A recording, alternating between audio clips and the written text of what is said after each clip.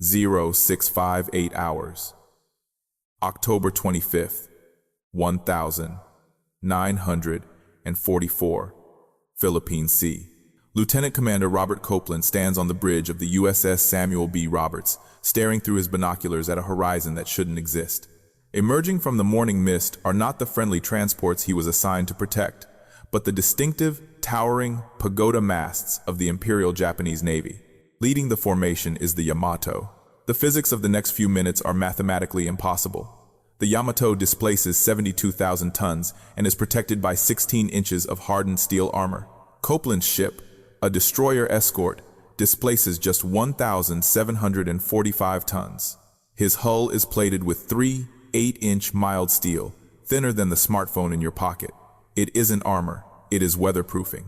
The Yamato's main batteries are 18.1-inch guns, capable of firing a 3,200-pound armor-piercing shell, the weight of a mid-sized sedan over 25 miles. The Roberts has 2 5-inch guns that can barely scratch the battleship's paint. Copeland grabs the 1MC microphone. He doesn't call for a retreat. He informs his crew of 224 men that they are entering a fight against overwhelming odds from which survival cannot be expected. To understand why a lawyer from Tacoma would drive a tin can directly into the mouth of the largest battleship ever built, we have to look past the bravery and into the engine room. Because down there, stamped onto the housing of the Westinghouse geared turbines, was a number that spelled their doom: 24 knots. To the Navy Bureau of Ships, the USS Samuel B. hull number DE 413 was a masterpiece of budget engineering. She was a John C. Butler-class destroyer escort. The escort designation is critical. In the grand hierarchy of naval violence, a standard destroyer, like the famous Fletcher class, was a wolf. It packed 5 5-inch guns, 10 torpedo tubes, and engines capable of 36 knots, fast enough to hunt down almost anything afloat. The Roberts was not a wolf. She was a watchdog, built on the cheap and built for a single specific purpose: anti-submarine warfare. Her job was to hover around slow-moving merchant convoys in the Atlantic, listening for the metallic ping of German U-boats and dropping depth charges until the ocean went silent. She was never designed to fight other surface warships. Physically, the ship was a skeleton. At 306 feet long, she was significantly smaller than a fleet destroyer, but the real deficit was in her vitals. She carried only 2 5-inch guns, one forward, one aft. She had no sophisticated fire control computer to calculate complex ballistic trajectories against maneuvering targets. She had a torpedo battery of just 3 tubes compared to the 10 on a Fletcher. And crucially, she lacked the massive, high-pressure power plant required for fleet speeds. Her 2 boilers could generate 12,000 shaft horsepower. A heavy cruiser, like the ones currently darkening the horizon, generated over 100,000. Naval doctrine was crystal clear on what a destroyer escort should do if it encountered enemy capital ships: make smoke and hide. You open the valves on your chemical smoke generators, you dump black clouds of fuel oil exhaust into the air, and you run away to let the real warships handle the fighting. Fighting a heavy cruiser with a DE was not considered bravery by the tactical manuals. It was considered a waste of government property. But on this morning off the coast of Samar, the manual had been rendered irrelevant. The real warships, Admiral Halsey's massive Third Fleet, were hundreds of miles away, lured north by a Japanese decoy force. That left Taffy 3, a small collection of escort carriers and their screen of destroyers, completely exposed. The escort carriers, or jeep carriers, were essentially converted merchant hulls with a flat wooden deck welded on top. They carried aircraft to support troops on the beaches, not to fight naval battles. They had no armor, no heavy guns, and a top speed of barely 18 knots. If the Japanese cruisers caught them, it would be a massacre.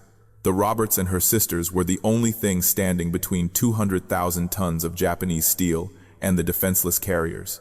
This created a tactical paradox. The Japanese fleet was closing at 30 knots. The American carriers could flee at 18. It was a simple math problem. Every minute, the enemy closed the distance by thousands of yards. If the Roberts followed doctrine and made smoke to cover the retreat, the Japanese would simply use their radar and superior speed to drive right through the smokescreen and annihilate the slow carriers in less than an hour. Lieutenant Commander Copeland looked at the plot. He saw the geometry of the trap. The Japanese center force wasn't just a few ships, it was a sledgehammer swinging for the American invasion fleet.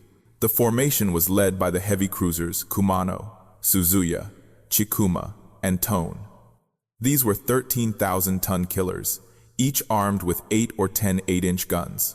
An 8-inch shell weighs roughly 260 pounds. When it strikes, it doesn't just punch a hole. It carries enough explosive filler to gut the interior of a small ship. The Roberts had 3 8-inch hull plating. In naval terms, this is technically unarmored. It was designed to keep the ocean out, not projectiles. A heavy machine gun could penetrate the Roberts' hull at close range. An 8-inch shell wouldn't even need to detonate to destroy her. The kinetic energy of the impact alone would shear through the engine block. And behind the cruisers loomed the battleships, Yamato, Nagato, Kongo, and Haruna. Their spotting planes were already overhead. Their optical rangefinders, towering nearly 10 stories above the water, were already locking onto the American silhouettes. Copeland knew that his ship's 2 guns, firing 54-pound shells, were effectively mosquitoes biting an elephant. Even if he scored a direct hit on a heavy cruiser, the shell would likely bounce off their 4-inch belt armor or explode harmlessly against their turrets. To damage them, he would have to get suicidally close to aim for the delicate superstructures or the bridge. But getting close required speed, and speed was the one thing the Roberts did not have. The design specifications on the bulkhead were absolute. Maximum speed, 24 knots. Safety valves were set to vent steam if the pressure rose too high, protecting the boiler tubes from bursting. If they stayed at 24 knots, they would be run down and sunk before they could fire a single effective shot. The tin can doctrine said they were already dead.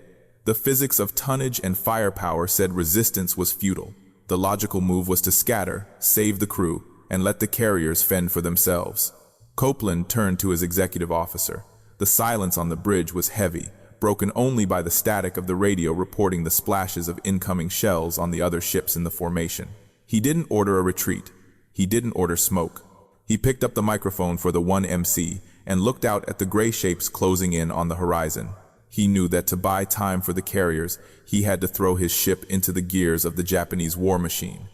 He had to act not as a destroyer escort, but as a battleship. He had to violate the laws of physics governing his own vessel. He ordered the engine room to answer bells for flank speed. Then he ordered them to give him everything they had, and then some. He was asking for speed that didn't exist on the charts. Down in the sweltering heat of the engineering spaces, Lieutenant Lloyd Trowbridge looked at the steam gauges. They were already hovering near the red. To give the captain what he wanted, Trowbridge would have to do something that went against every safety protocol he had been taught at the Naval Academy. He would have to turn the Samuel B. Roberts into a floating bomb. That bomb was primed not by a fuse, but by a decision made on the bridge by a man who, in another life, would have been standing in a quiet courtroom in Tacoma, Washington. Lieutenant Commander Robert Copeland was not an Annapolis graduate bred for fleet actions. He was a lawyer, a naval reservist who had spent his civilian years arguing cases, not maneuvering warships. In the rigid caste system of the 1,942nd, Navy reservists were often looked down upon by the trade school graduates of the Naval Academy. They were seen as amateurs. But Copeland possessed a type of intellect that the rigid discipline of the academy often suppressed. The ability to analyze a hopeless set of facts and find the only logical, albeit suicidal, argument that could win the case. Copeland looked at the tactical plot. The carriers were slow. The Japanese were fast. If the Roberts ran, the carriers died. If the Roberts attacked, the Roberts died. But the carriers might live. The logic was binary. It was absolute. He picked up the microphone. His voice didn't crack. There was no screaming. He spoke to his crew with the terrifying clarity of a judge delivering a death sentence. "A large Japanese fleet has been contacted," he said, the static of the 1MC speakers carrying his voice into every compartment, from the gun mounts to the galley. "They are 15 miles away and headed in our direction.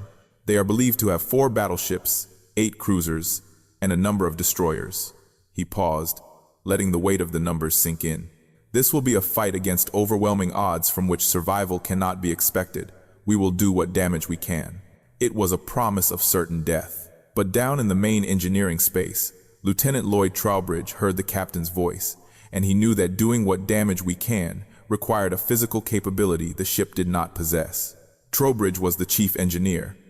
His domain was a cramped, deafening steel box filled with the roar of two Westinghouse-geared steam turbines. These machines were the heart of the ship. They took high-pressure steam from the boilers and converted it into rotational energy to turn the twin propellers. The Navy had set strict operational limits on this machinery. The boilers were rated for 465 pounds per square inch (psi) of pressure. The turbines were governed to produce 12,000 shaft horsepower.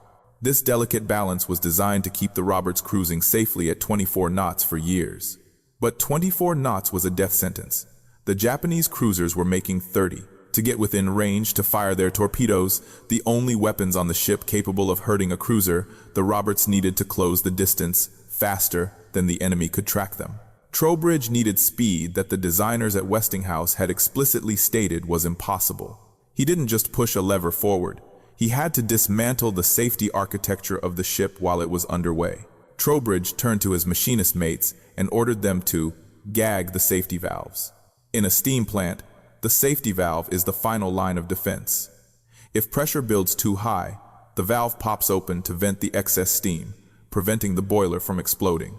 By gagging them, physically clamping them shut, Trowbridge was removing the failsafe. He was allowing the pressure inside the boilers to climb past the red line, past the manufacturer's warnings, and into the realm of catastrophic failure. The risks were horrific. They were dealing with superheated steam at 850 degrees Fahrenheit. Superheated steam is invisible.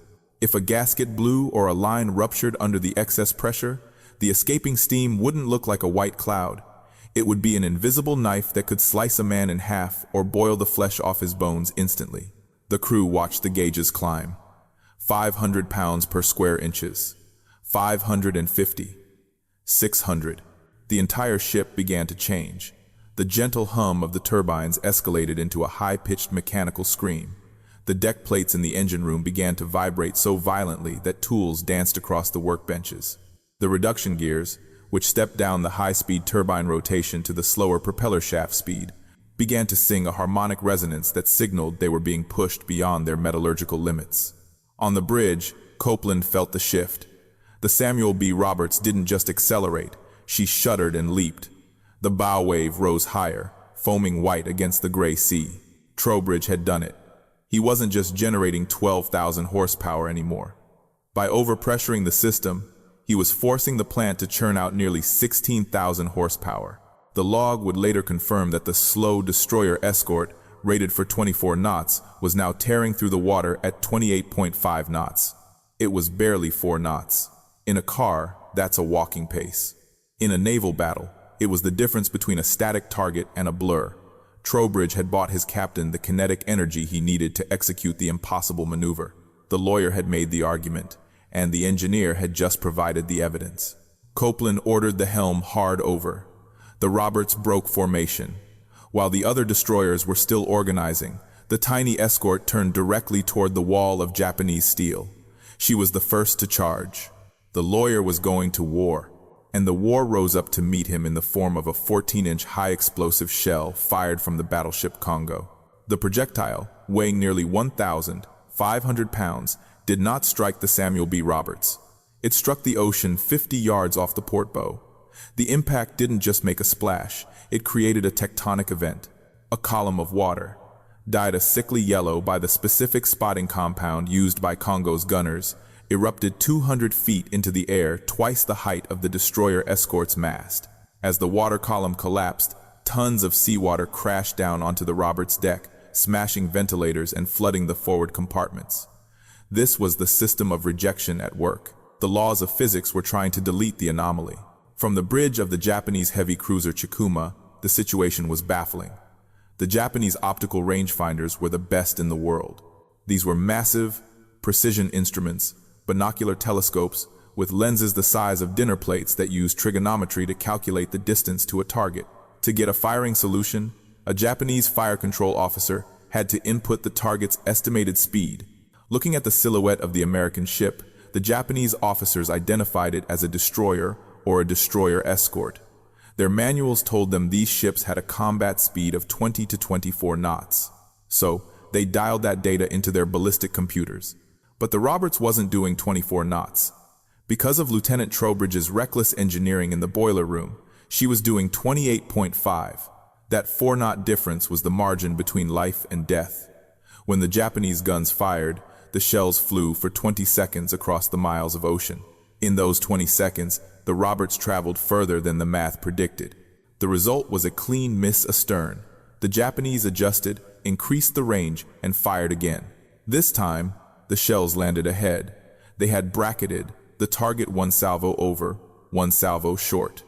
In naval gunnery, a bracket means the next salvo will be a direct hit. The computer has found the range, it just needs to split the difference. Copeland, watching the colored geysers erupt around his ship, understood the algorithm. He knew that if he sailed in a straight line, he would be dead in 60 seconds. So he engaged in a terrifying game of chicken known as chasing the salvos. It was a counterintuitive, almost suicidal tactic. When a shell landed near the ship, the natural human instinct was to turn away from the explosion. Copeland did the opposite. He ordered the helm to turn toward the splash. His logic was cold and forensic. The Japanese gunners, seeing their shell land short, would instinctively correct their aim by lengthening the range for the next shot. By steering into the spot where the shell had just landed, Copeland was moving his ship into the dead water that the enemy gunners had just vacated. He was literally dancing between the raindrops of an artillery storm. "Hard left!" Copeland shouted as a cluster of 8-inch shells from the cruiser. Tone tore up the water to starboard. The little ship heeled over violently, the deck tilting 30 degrees. The horizon spun. The screws bit into the water, shuddering the entire frame as the Roberts carved a tight turn. Seconds later, the air where the ship had just been was filled with the shrieking of jagged steel shrapnel as the next Japanese salvo detonated. But this dance couldn't last forever. The sheer volume of fire was becoming suffocating. The Japanese fleet wasn't just firing indiscriminately. They were creating a gauntlet of hydrodynamic shock. Even the misses were lethal. When an 8-inch shell explodes underwater near a ship, it creates a massive pressure wave. This wave hammers against the hull plates like a giant sledgehammer. Inside the Roberts, light bulbs shattered in their sockets. Pipe fittings burst, spraying steam and oil. Men were thrown against bulkheads by concussions that felt like the ship had run aground. The Roberts was being shaken to pieces without even being touched. Through the smoke and the spray, the shape of the heavy cruiser Chikuma grew larger. The Japanese ship was a fortress of tiered guns and armor. She was closing the distance, her secondary batteries of 5-inch guns now joining the chorus of her main 8-inch turrets.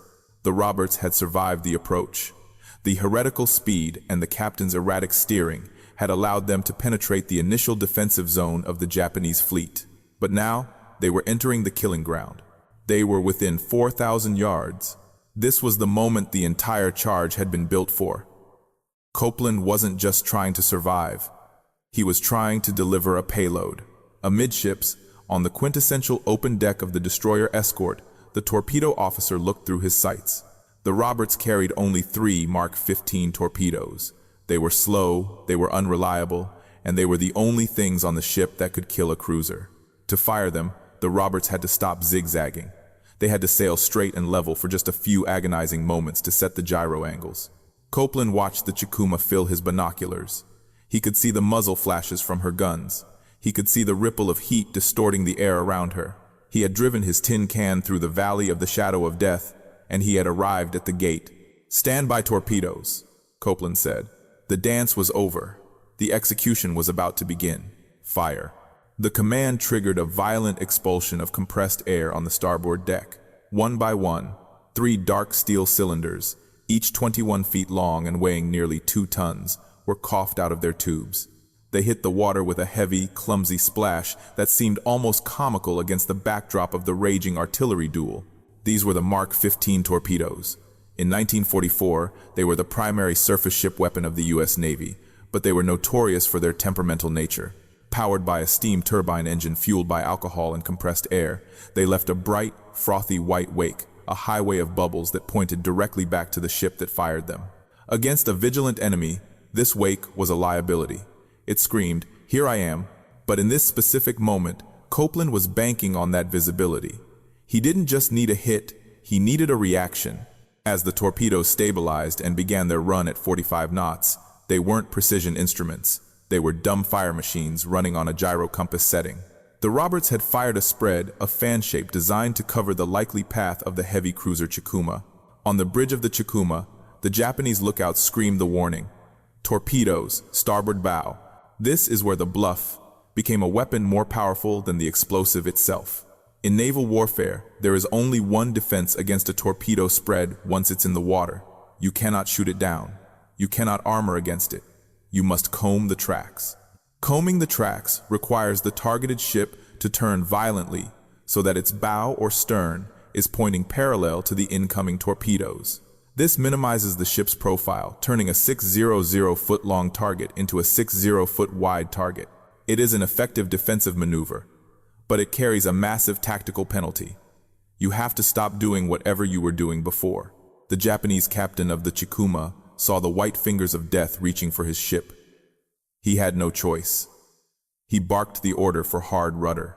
The 13,000-ton cruiser, which had been bearing down on the American carriers like a freight train, suddenly lurched. Her massive hull heeled over, her bow swinging away from the fleeing Americans and toward the open ocean. For the next critical minutes, the Chikuma was no longer hunting. She was dodging. Her main battery turrets, massive housings of steel and hydraulic fluid, groaned as they tried to rotate fast enough to keep their guns locked on the Roberts, but the violent turn broke the fire control solution. The shelling stopped. The pursuit paused. The 3 torpedoes passed harmlessly by. One slid past the bow, another the stern. They vanished into the deep, their fuel exhausted, their warheads unexploded. In a strictly material sense, the attack was a failure. 0 hits, 0 damage. But in the brutal calculus of Taffy 3, it was a masterstroke. By forcing the Chikuma and the ships following her to turn away, Copeland had essentially frozen time. He had purchased 10, maybe 15 minutes of survival for the escort carriers. The Japanese pursuit geometry was shattered. They would have to complete the turn, realign their formation, accelerate back up to flank speed, and reacquire their targets. The innovation here wasn't a new weapon. It was the psychological exploitation of the enemy's survival instinct.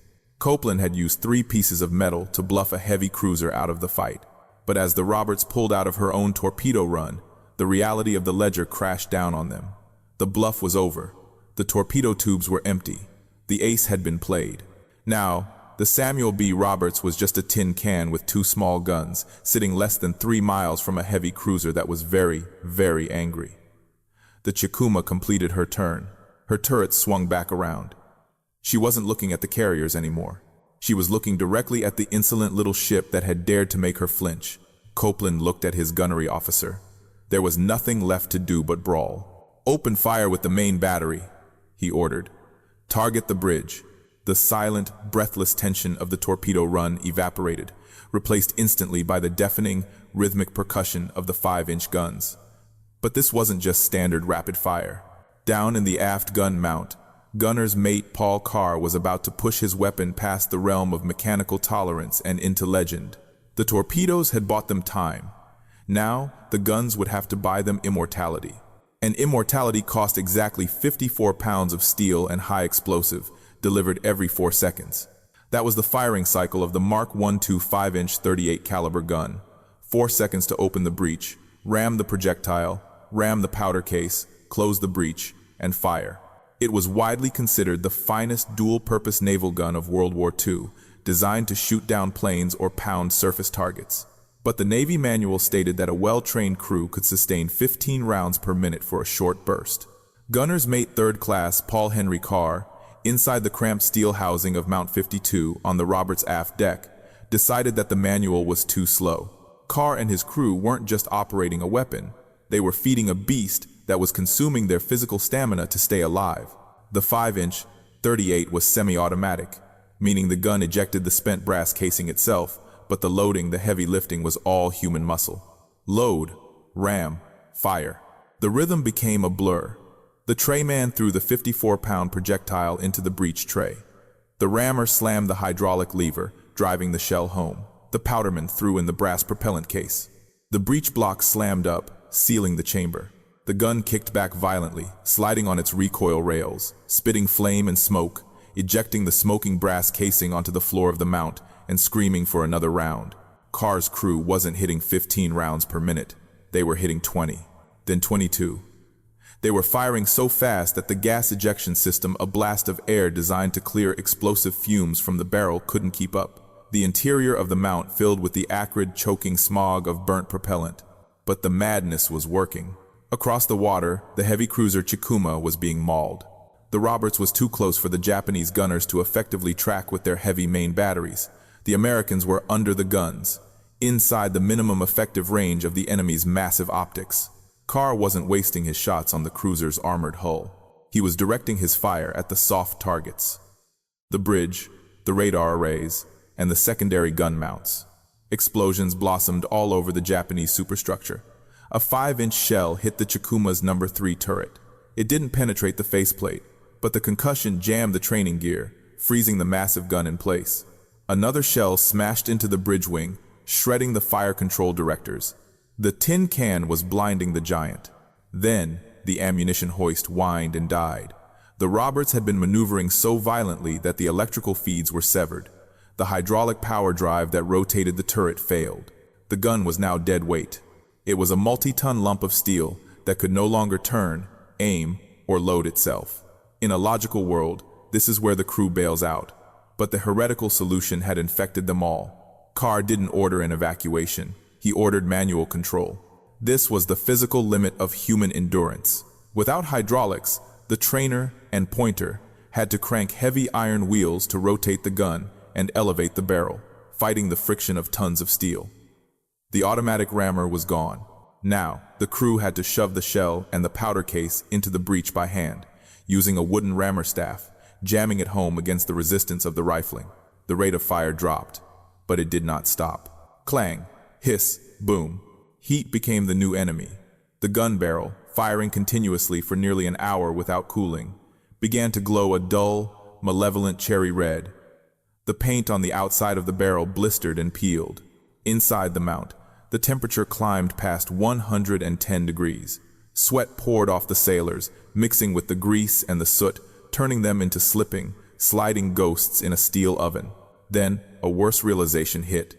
The magazines were running dry. The Roberts had fired over 600 rounds.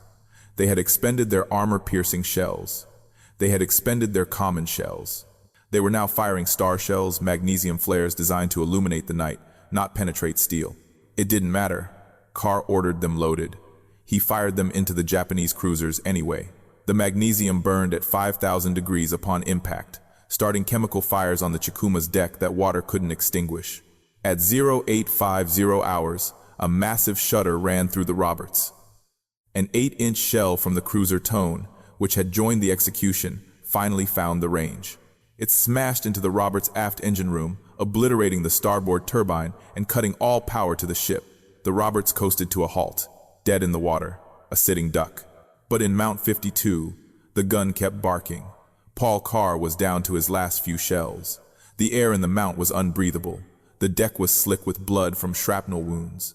The breech block was so hot it would sear skin on contact. Carr stood at the back of the mount, his uniform torn, his body exhausted, holding the very last shell in the hoist. He wasn't just a gunner anymore. He was the final functioning component of a broken machine, refusing to acknowledge that the mechanism had failed. He looked at the open breach, looked at the Japanese cruiser looming large in the open sights, and prepared to ram the final argument home. But that final shell never left the barrel. The magazine explosion that finally silenced Mount 52 wasn't just the end of a gun. It was the punctuation mark on a deception so complete it had rewritten the reality of the battlefield. On the bridge of the super battleship Yamato, Vice Admiral Takeo Kurita was looking at the same ocean, but he was seeing a completely different battle. In the chaos of smoke, rain squalls, and the sheer, unhinged violence of the American counterattack, Kurita's staff had lost their grip on the tactical picture. When they looked at the Samuel B, Roberts charging at 28 knots, firing continuously, their training told them this behavior was impossible for a destroyer escort. Therefore, they concluded, it must be a light cruiser. When they saw the slow, boxy escort carriers launching planes and maneuvering desperately, they didn't see jeep carriers. They saw Essex-class fleet carriers. The ferocity of the defense had inflated the size of the American force in the Japanese mind by a factor of 10. Kurita believed he was steaming into a trap. He thought the endless air attacks and the suicidal aggression of the cruisers meant that Admiral Halsey's main strike force was just over the horizon. He had the most powerful surface fleet on Earth, yet he felt the noose tightening. At 0911 hours, just as the Roberts was beginning her final plunge, the Giant blinked. Kurita issued the order, "Cease action. Come to course north." The 18-inch guns of the Yamato fell silent. The heavy cruisers, Tone and Haguro, which had the American carriers within visual range close enough to hit them with torpedoes, turned their rudders and broke off the pursuit. The Japanese center force, still fully capable of wiping out Taffy 3 and proceeding into Leyte Gulf to smash the invasion transports, turned its back and steamed away. They were retreating from ghosts. Back on the Roberts, there was no cheering. The ship was a wreck. The main deck was awash. The ocean, which Trowbridge and Copeland had fought so hard to traverse, was now reclaiming them. At 1005 hours, the Samuel B. Roberts rolled to port and slipped beneath the surface stern first. She didn't just sink, she vanished into an abyss that was almost incomprehensible in its scale. For 78 years, the Roberts remained lost, a legend drifting in the dark. But in June 2022, the narrative changed from oral history to forensic archaeology. Explorer Victor Vescovo, piloting the deep submergence vehicle, Limiting Factor, descended into the Philippine Trench to find her. He had to go deep. Deeper than the Titanic, deeper than the Bismarck. He kept descending until the depth gauge read 6,895 meters, nearly 23,000 feet. That is 4 miles of vertical water. At that depth, the pressure is over 10,000 pounds per square inch, a crushing force that destroys almost anything made by man. But there, sitting upright in the silt, was the Sammy B. The footage Vescovo brought back confirmed the heretical solution in haunting detail. The hull was battered, scarred by the hellfire of 14-inch and 8-inch shells. But the forensic evidence of her defiance was intact. The triple torpedo launcher was visible. It was empty, proof that Copeland had fired his bluff. And on the aft deck, the camera panned over Mount 52. The gun housing was blasted open, a testament to the explosion that killed Paul Carr. But the barrel was still trained ominously to the side, locked in its final bearing toward the enemy. The Samuel B. Roberts is the deepest shipwreck ever discovered and identified. She rests at the bottom of the world, a lonely steel monument to the day a tin can fought like a battleship and won. But for the men in the water above, the victory was irrelevant. The Japanese were gone, the ship was gone, and now the silence was returning. And with the silence came the sharks. The sharks didn't come immediately.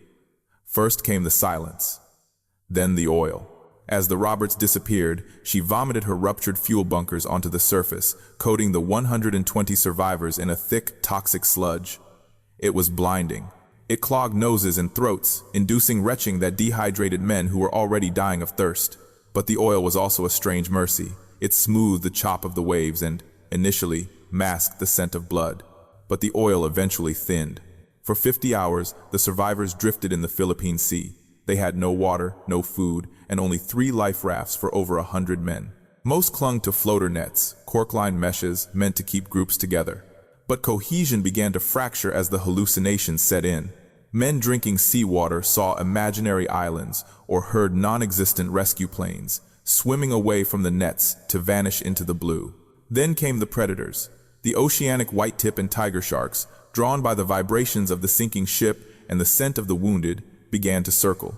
There were no dramatic Jaws-style attacks, just sudden, violent thrashing at the edge of the group, followed by a terrifying stillness.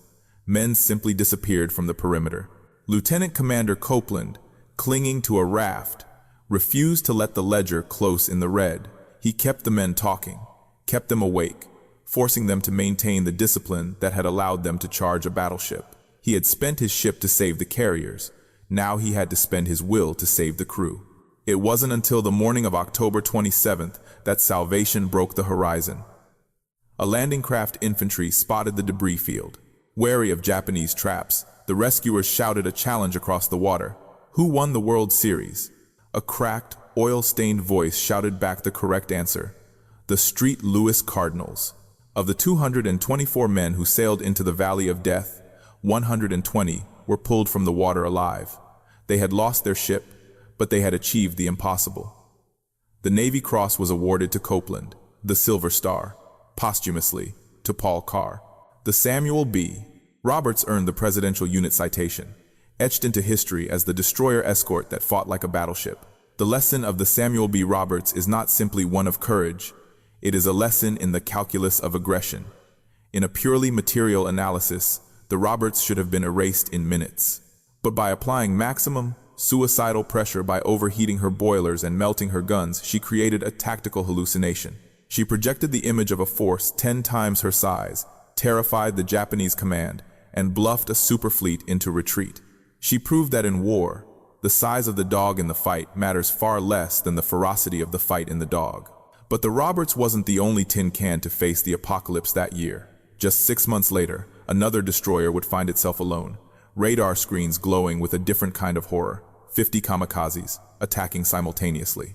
That ship was the USS Laffey, and her story involves a refusal to sink that defies biology, physics, and logic. You do not want to miss that autopsy. So, make sure you are subscribed and have notifications turned on. If you believe Paul Carr deserves a movie of his own, hit that like button. I'm the military history architect, and I'll see you in the next briefing. Dismissed.